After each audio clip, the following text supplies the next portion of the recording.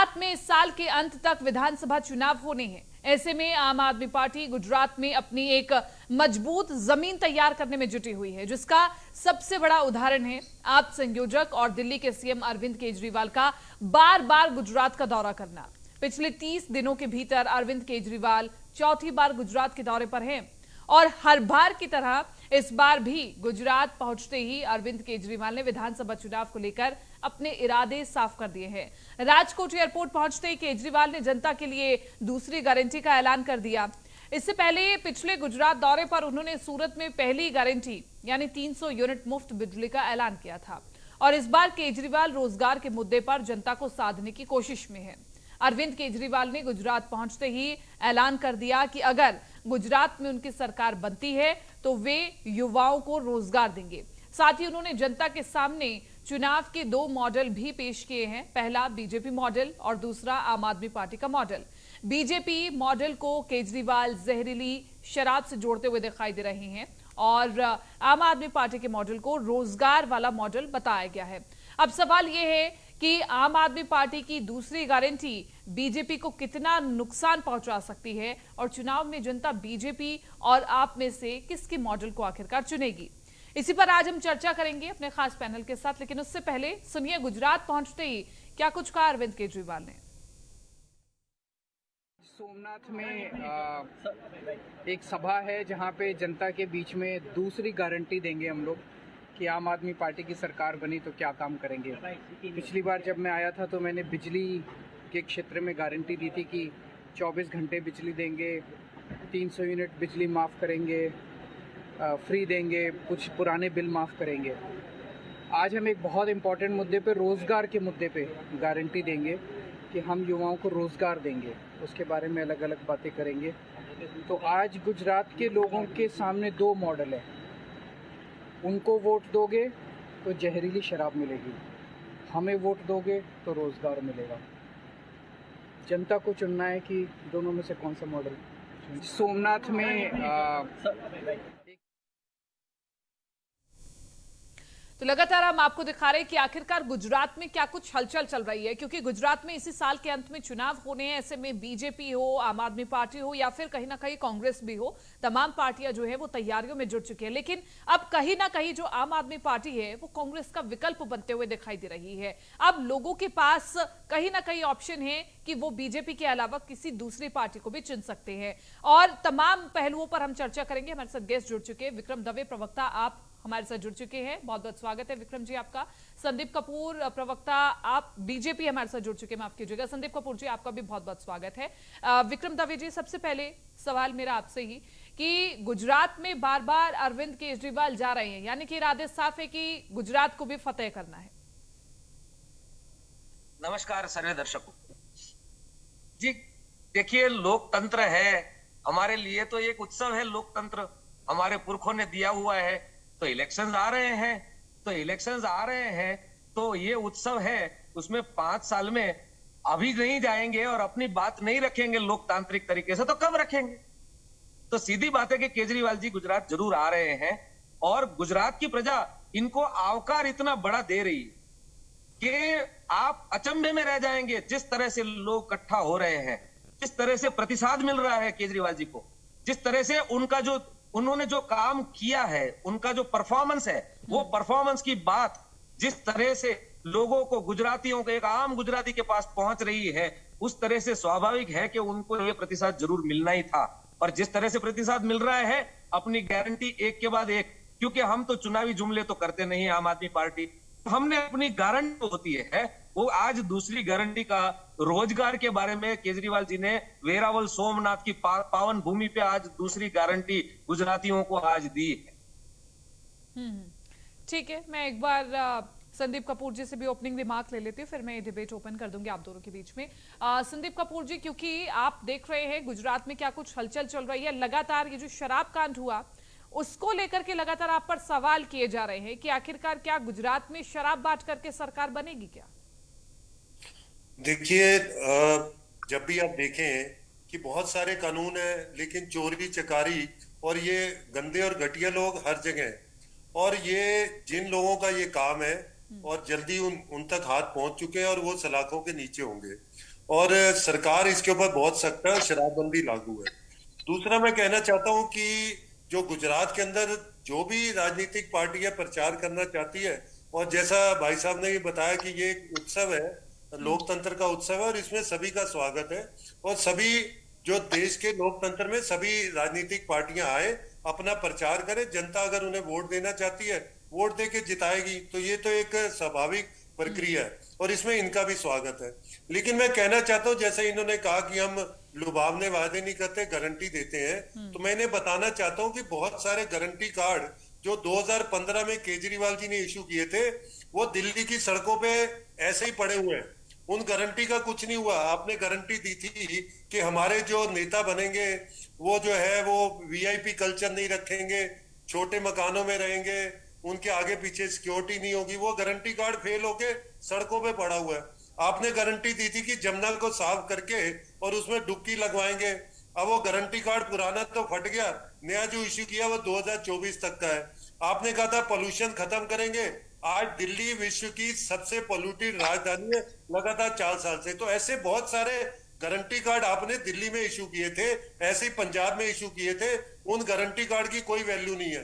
तो वो जो आपने एक चुनावी जो ये ठीक है, विक्रम दवे जी है। आपके सवालों का तो जवाब दे ही देंगे, लेकिन संदीप जी मेरा सवाल आपसे ये है कि गुजरात में जो वादे बीजेपी जनता के साथ करती है, क्या वो सभी वादे पूरे हो गए हैं? क्या आप तो गुजरात में काफी लंबे समय से हैं, क्या आपको नहीं लगता कि जो व्यापारी वर्ग है अब उनमें कहीं ना कहीं असंतोष है आपकी पार्टी के प्रति?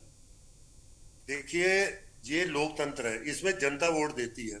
और आप देख रहे हैं कि लगातार भारतीय जनता पार्टी को गुजरात की जनता अपना समर्थन और प्यार दे रही है, और उसी विश्वास जो भरोसे ही भारतीय जनता पार्टी सत्ता में है। तो सबसे बड़ा सर्टिफिकेट तो यही है कि जो बार बार जनता जो है भारतीय जनता पार्टी को चुन रही है। दूसरा, आप देख सकते हैं कि गुजरात के बहुत सारे शहर आज पूरे देश को जो डेवलपमेंट का एक नक्शा दिखा रहे हैं, और गुजरात मॉडल पूरे देश में मशहूर है। साबरमती का आप देखिए ना किनारा, कैसा सुंदर हो गया। आप सूरत जैसे शहर जो कि एक समय गंदगी और प्लेग के अंदर थे, आज देश के सबसे साफ सुथरे और सुंदर शहरों में है। तो ऐसे बहुत सारे एग्जाम्पल है गुजरात से, और उसकी जनता उससे इत्तेफाक। तो फिर क्यों गुजरात में सरकारी स्कूलों के आसपास अवैध तरीके से शराब बिक रही है? देखिए, ये शराब का एक कांड हुआ है। देखिए, ये शराब का एक कांड हुआ है जिसमें कुछ लोग इन्वॉल्व हैं जो असामाजिक तत्व हैं और जो कि आपराधिक प्रवृत्ति के लोग हैं, और ऐसे लोगों पे लगाम कसेगी सरकार। इन्हें छोड़ा थोड़ी ना जाएगा कि हो गया तो छोड़ दिया पार्टी ने। पूरी सरकार उसके पीछे लगी और इसका खुलासा बहुत कुछ हो चुका है, और जल्दी ये सब लोग सलाखों में होंगे। तो ये सरकार ऐसी चीजों पर लगाम लगाती है, लेकिन जो आपराधिक प्रवृत्ति के लोग हैं वो इन चीजों की तरफ बढ़ते हैं। ठीक है, विक्रम दवे जी आप सभी सवालों का जवाब जरूर दीजिएगा संदीप कपूर जी के, लेकिन इसके साथ साथ मेरा सवाल भी इसमें ऐड ऑन कर लीजिएगा कि आखिरकार दिल्ली का मॉडल ही गुजरात क्यों देखे, पंजाब का मॉडल क्यों नहीं दिल्ली गुजरात देखे? बिल्कुल आपकी बात योग्य है, और एक मैं छोटा सा एग्जाम्पल देना चाहता हूँ। एक एग्जाम्पल ऐसा है कि आज की तारीख में रिजर्व बैंक के मैं फिगर्स दे रहा हूँ। 2013 में केजरीवाल जी ने जब चार्ज लिया, तब जो परिस्थिति थी, जैसे अपना जीडीपी होता है वैसे ही जीएसडीपी स्टेट का जीएसडीपी होता है। तो दिल्ली का डेट जो था वो जीएसडीपी का 18% तक था, और गुजरात का उस समय डेट था वो अराउंड 20% था। और ये फ्री बीज की और रेवड़ी की जो बात कर रहे हैं, वो देने के बावजूद आज की तारीख में जीएसडीपी का केवल 2.5% दिल्ली का डेट है। तो ये सब फ्री बीज देने के बावजूद आरबीआई कह रहा है तो पैसा है वो दिल्ली सरकार ने भ्रष्टाचार रोका है ग्रॉसली, और वही बात हम लेकर गुजरात में आए हैं। आज की तारीख में गुजरात का देना बढ़ा है, 4 लाख करोड़ रुपया है। It is immensely huge per capita, इतना ह्यूज है वो देना। और बाकी साहब ने बताया तो गुजरात में वास्तविक परिस्थिति ये है, जैसे कपूर साहब ने बोला, पर कांग्रेस 27 साल से मिली भगत से भारतीय जनता पार्टी के साथ बैठी हुई है। तो आप देखना, कांग्रेस के विधायक भी जो चुने जाते हैं वो भी उठ के चले जाते हैं भारतीय जनता पार्टी में। सब भारतीय जनता पार्टी का जो फाइनेंशियल पावर है, भ्रष्टाचार से इकट्ठी की गई दौलत, वो इतना जबरदस्त यूज होता है। और ये मिली भगत थी तो गुजरात के लोगों को आज तक कभी ऑप्शन नहीं मिला था। और कांग्रेस के ऊपर जब भी उन्होंने ऑप्शन देखा कांग्रेस में, तो कांग्रेस वो खरी नहीं उतरी। तो अब परिस्थिति ये थी कि पहली बार ऐसा हो रहा है कि 27 साल की एंटी इनकम्बेंसी लोग नहीं चाहते हैं भारतीय जनता पार्टी को, लेकिन उनको कांग्रेस अच्छा विकल्प नहीं लग रहा था। वैसे 30 से 35% बीजेपी के जो वोटर्स है वो भी मूव कर रहे हैं आम आदमी की तरफ, और कांग्रेस का जो बेस वोट है वो भी आम आदमी पार्टी की परफॉर्मेंस की राजनीति देख के। और साहब ने बताया, कपूर साहब ने, लेकिन आप जो नहीं हुआ है यमुना जी का, तो केजरीवाल जी ऑन रिकॉर्ड गए हैं कि यमुना जी का काम नहीं हुआ है, और 2025 की जब इलेक्शन आएगी उस समय अगर कुछ इफेक्टिव चीज नहीं होगी तो आप हमें फेंक दीजिए। लेकिन आप ये भूल जाते हैं कि 200 यूनिट इलेक्ट्रिसिटी तो हमारा गारंटी था, क्या वो दिल्ली की जनता को नहीं मिला है? क्या पानी का गारंटी 20,000 लीटर का था, क्या वो दिल्ली की जनता को नहीं मिला है? क्या फार्मर्स को 46,500 रुपए लेकिन प्रति हेक्टेयर? विक्रम दवे जी, ये आपको मानना होगा कि दिल्ली के ऐसे कई इलाके हैं जहां पर पानी तो आ रहा है, लेकिन वो पानी ना तो पीने लायक है ना ये यूज करने के लायक है। बहुत से लोग हैं जो शिकायत करते हैं। मैं मानता हूं, जब देखिए जब इंफ्रास्ट्रक्चर बनता है कीर्ति जी, तब क्या होता है कि इंफ्रास्ट्रक्चर बनता है तो नई लाइंस जो जोड़ी जाती है तो it is a cumbersome process, काफी लंबा प्रोसेस होता है। ये चीज तो यहाँ पे गुजरात में भी मिक्स पानी आ रहा है, ये चीज आज की तारीख में भाजपा की सरकार में भी मिक्स पानी हर अर्बन एरियाज में आ रहा है, क्योंकि जब नई लाइनें डाली जाती है, गटर्स की लाइन खुली होती है, ये सब चीजें अर्बनाइजेशन का ये एक बाई प्रोडक्ट है। आपको गुजरात में विक्रम दवे जी, आपको गुजरात में बीजेपी की क्या लूप होल्स दिखते हैं जिनके ऊपर आप टारगेट कर रहे हैं? क्योंकि शराब कांड तो अब काफी ज्यादा निकल करके सामने आ रहा है, इसके अलावा और क्या?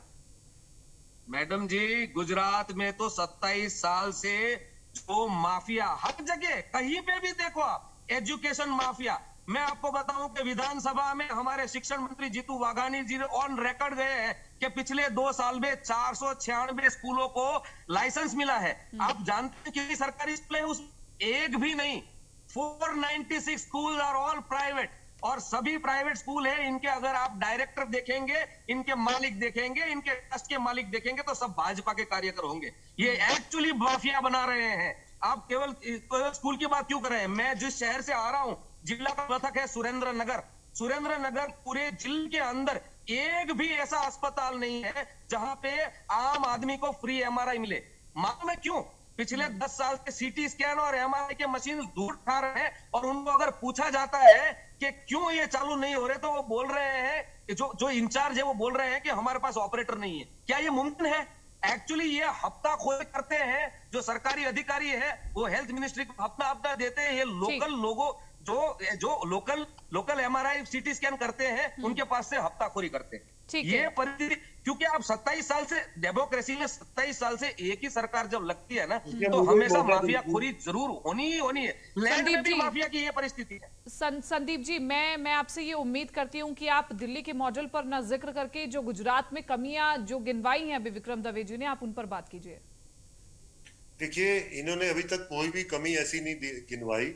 ये बताया कि वहाँ की परिवहन व्यवस्था गुजरात की, वहाँ की नदियां, उनके आसपास के तटों की सफाई, वहाँ के शहरों की सड़कों की बनावट, वहाँ के एजुकेशन स्ट्रक्चर। अभी 10वीं और 12वीं के रिजल्ट आए हैं, गुजरात का जो रिजल्ट है वो दिल्ली से बहुत अच्छा है। और आप समझिए कि दिल्ली देश की राजधानी है, और दिल्ली के अंदर केंद्र सरकार भी हर साल 40 से 50 हजार करोड़ रुपया लगाती है।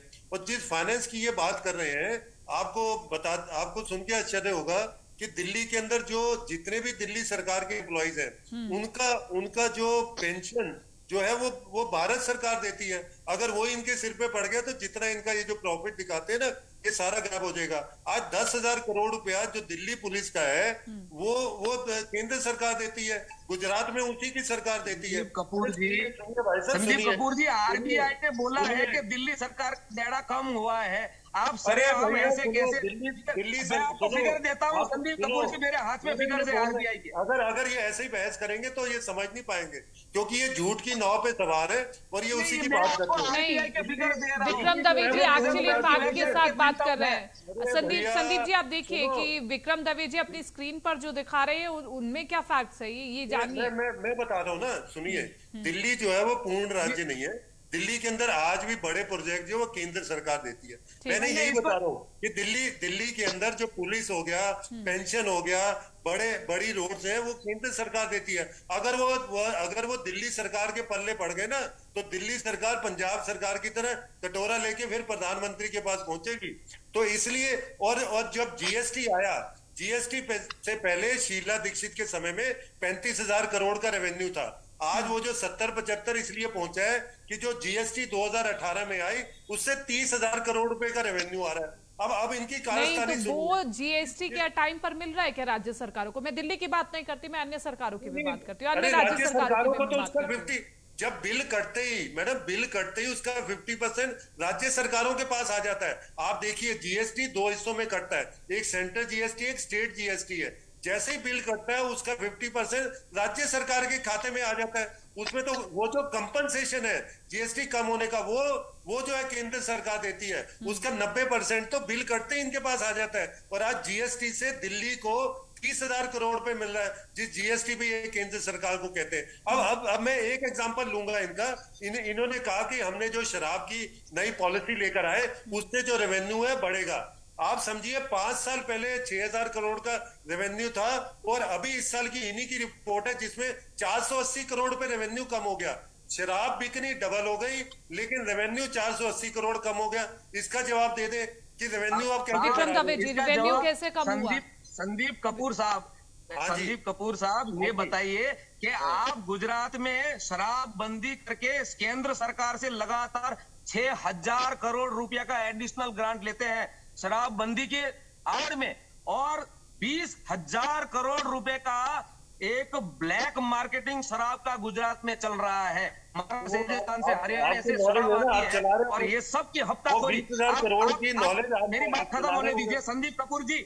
आप शराब की बात कर रहे हैं, आप ये सुन लीजिए, गुजरात गांधी जी का गुजरात है। लगातार हम नशाबंदी की बात करते हैं, इतने सालों से यहाँ पे शराब नहीं चलते हैं। दिल्ली में शराब पिला करके राज्य में शराब इतनी वो तरीका हो रही है।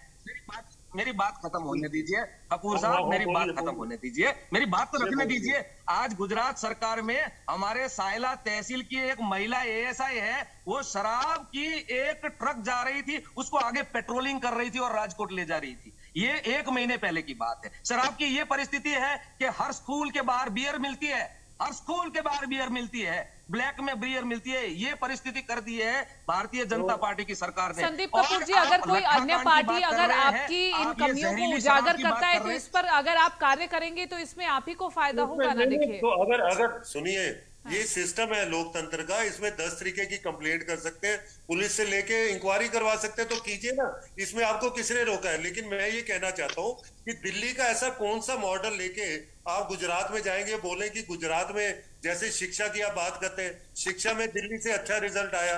आप सड़कों की बात कीजिए, दिल्ली से अच्छी सड़कें गुजरात में, आप नदियों की, गुजरात में कितने सरकारी स्कूलों का रिजल्ट आया है? हमारे गुजरात, अरे क्या बात कर दी आपने? 10वीं और 12वीं का रिजल्ट देखिए ना, 10वीं और 12वीं का रिजल्ट कंपेयर कर लीजिए गुजरात और दिल्ली के साथ। आप सुनिए, दिल्ली के 7-8 विधायकों के बच्चे सरकारी स्कूल में पढ़ रहे हैं ऑन रिकॉर्ड। गुलाब सिंह, हमारे गुलाब सिंह यादव के बच्चे हैं, जो गुलाब सिंह यादव आपके एमएलए हैं और यहाँ के इंचार्ज हैं, उनके बच्चे भी सरकारी स्कूल में पढ़ रहे हैं। आप एक भी फैसला दे दे, एक भी भाजपा का विधायक, मेरी बात सुन लीजिए, 27 साल में एक भी भाजपा का विधायक का बच्चा अगर सरकारी स्कूल में पढ़ता हो, तो मैं अभी का अभी ये डिबेट छोड़ दूं। आपके दिखाने के कुछ और है, छुपाने के कुछ और है भाई साहब।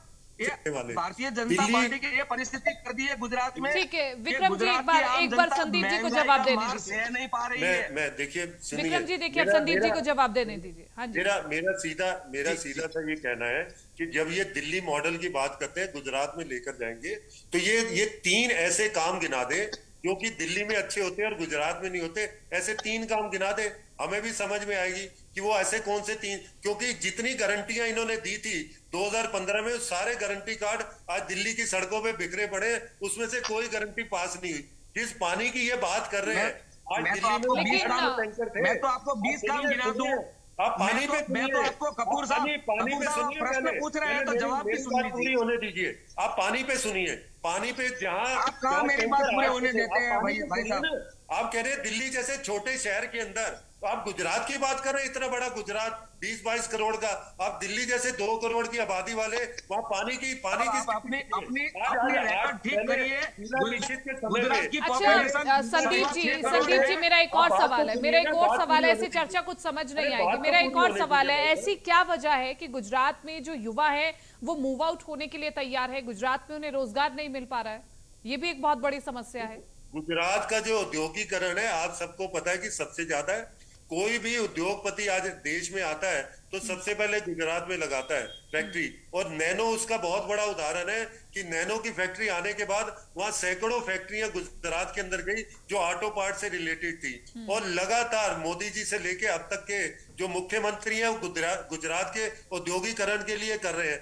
दिल्ली में बताइए कौन सी बड़ी फैक्ट्री आ गई? चलिए, आरोप प्रत्यारोप तो चलते रहेंगे, लेकिन इस बीच समझना ये जरूरी है कि आखिरकार जनता इन सभी आरोप प्रत्यारोप को कैसे देखती है, सही और गलत का फैसला कैसे करती है, बहुत महत्वपूर्ण होता है। बहुत वक्त की कमी है, अन्यथा मैं इस चर्चा को आगे लेकर के जाती। माफी चाहूंगी विक्रम दवे जी, संदीप कपूर जी आपका बहुत बहुत शुक्रिया, विक्रम दवे जी आपका बहुत बहुत शुक्रिया। लेकिन गुजरात में इस साल के अंत में जो चुनाव होने हैं उसमें आखिरकार ये जो रन होगा वो काफी ज्यादा दिलचस्प हो जाएगा, और इसमें देखना ये होगा कि जनता आखिरकार किसे चुनती है। फिलहाल मिसाल में मेरे साथ इतना ही, दीजिए इजाजत, नमस्कार।